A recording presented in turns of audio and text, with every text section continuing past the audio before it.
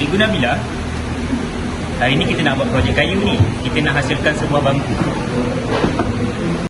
Okey, saya setuju. Kita buat projek ni lah pada hari ni. Mana anak murid saya ni tak sampai lagi? Kita dah lambat, cepat. Cikgu.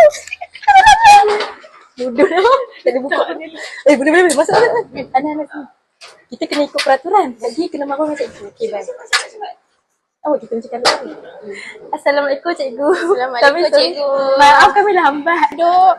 Okey, assalamualaikum semua. Assalamualaikum cikgu. Okey, hari ni cikgu nak mengajar berkaitan kita nak buat perabot. Kerusi. Ni apa ni? Bangku. Kerusi pula. Ni bangku. Jadi kita akan buat produk ni. Jadi yang akan mengajar awak semua adalah Cikgu Faris. Okey? Sebelum tu saya nak tengok betul tak semua hari ni pakaian masuk bengkel. Hello cikgu. Okey, pakaian dalam bengkel kita kena mengikut standard dia. Jadi ada pakaian untuk keselamatan ni lah. Okey, Cikgu Nabila. Ha. Pelajar semua dah datang ke? Dah. Okey, saya pergi dulu ya. Okey, Cikgu Okey, Nabila. terima kasih. Okey, Assalamualaikum semua pelajar. Waalaikumsalam cikgu. Okey, hari ni kita nak buat bangku. Okey, dalam menghasilkan bangku ni, kita perlukan peralatan-peralatan seperti gagak apa? Apa bahan-bahan yang kita perlukan? Screwdriver. Lagi? Meter ukur. Lagi? Meter saw. Betul. Saya dah senaraikan bahan-bahan dan alatan kan? Ya, betul. So sekarang ni semua pergi ambil peralatan dan bahan dekat belakang kelas. Boleh. Kami Okey, Fred.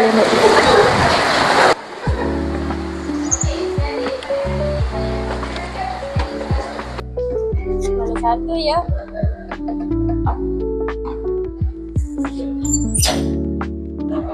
Mana satu Yang ni ke? Yang ni kot.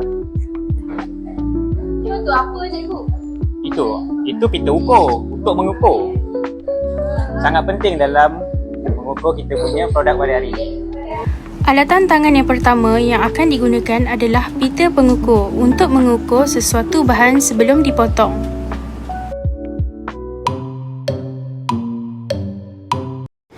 Pita pengukur juga mempunyai sistem kekunci di mana ia memberikan keselamatan kepada pengguna dan memastikan ukuran itu tepat. Produk pada hari ini. Kalau yang ni cikgu? Itu cordless drill.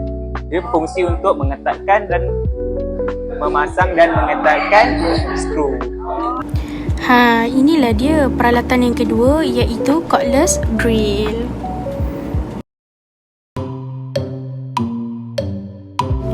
Jom kita lihat cara penggunaannya. Yang pertama sekali, masukkan bateri. Pastikan bateri dalam keadaan penuh sebelum menggunakannya.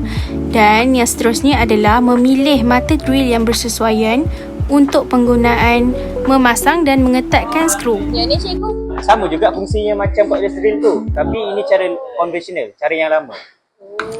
Ini pula adalah pemutar skru Philip.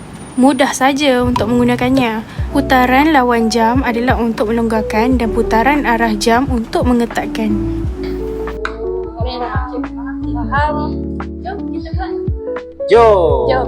Buat. Tapi langkah pertama, kita perlu pergi potong kayu dulu. Gunakan meter saw. Jom. Kelas, mula kita kena gunakan stick. Ya. Dan pastikan kita pakai kayu semua kita dah clamp. Lepas tu kita pastikan kita punya mata ni tepat kepada garisan yang kita telah buat tau. So kita tekan button ni.